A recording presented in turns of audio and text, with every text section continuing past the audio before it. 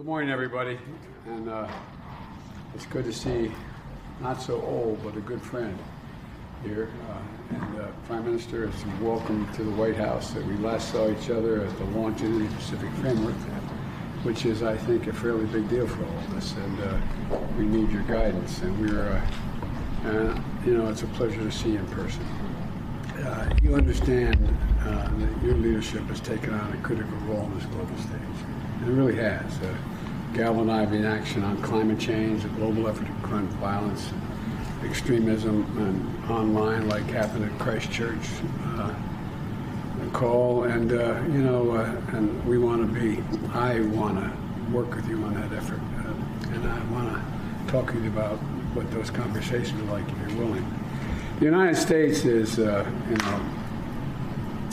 just been, there's an expression by an Irish poet that says, "Too long a suffering makes a stone of the heart." Well, there's an awful lot of suffering. I've been to more mass shooting aftermaths than I think any president in American history, unfortunately. And it's just so much of it is preventable, and the devastation is amazing. Yesterday, or not the day before, I was down in Texas, and people sat in a room, about 250 of them, in a large room with me for almost 4 hours. Nobody left. They wanted to air until I spoke to every single person in that room. Every single person. They waited till the very end. And the pain is palpable. And you've been one of our closest partners with a long history and friendship.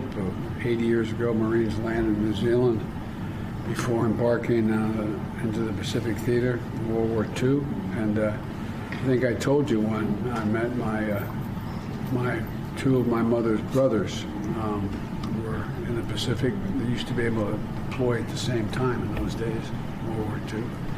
And one was shot down in New Guinea, and they never found the body. But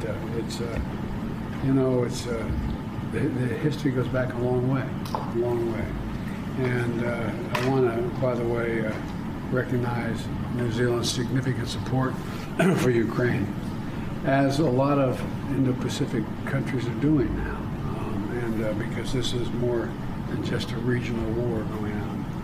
So I look forward to our conversations today. We have a lot to talk about, and I'm really, really delighted to have you here.